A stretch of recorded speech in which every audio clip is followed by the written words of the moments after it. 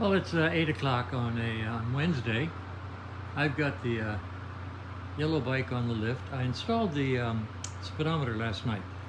I have an 11 o'clock dental appointment, which gives me about 2 hours to work before having to get cleaned up to go.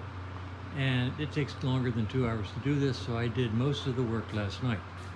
I mounted the speedometer. It's up here. And I did all the wiring, and believe it or not, this mess is primarily for the new electronic tachometer and speedometer. I've got the headlight taped down here with the wiring hanging out in case we have to test anything. Right now, when I turn the ignition on, the speedometer does its initiation little spin. I'll show it to you. What the heck? Let's see if I can get this up here. You can see the two instruments. I'll turn on the ignition, watch them initiate.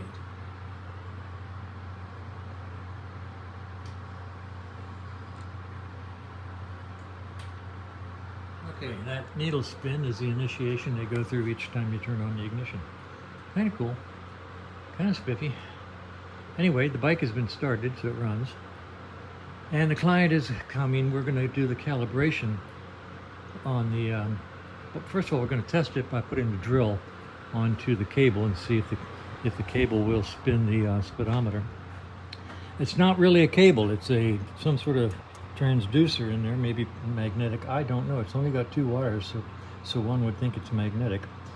And spin that, it makes some sort of signal which goes up on 2 wires up to the speedometer and tells it how fast you're going. But you have to calibrate the wheel size and rotation to the spinning speedometer, and I don't know what all, a whole bunch of other stuff it involves, measuring wheel diameter and turns and numbers and math. So it'll be a whole lot of fun. So anyway, that's where we are. When the client gets here, we will spin up the cable to see if we have a speedometer at all. If we do, then we'll go through the calibration and hopefully get it done in 2 hours. All right, well, that was fun. Client came by. We hooked my electric drill up to the sender unit down here. You can see it hanging down. And we spun it both directions, and we got no joy at all out of the speedometer. Going forward didn't work, going reverse didn't work. I've checked the wires 16 ways to Sunday, and I'm convinced it's wired correctly. So the client is going to order a new sender cable assembly, and we will try that.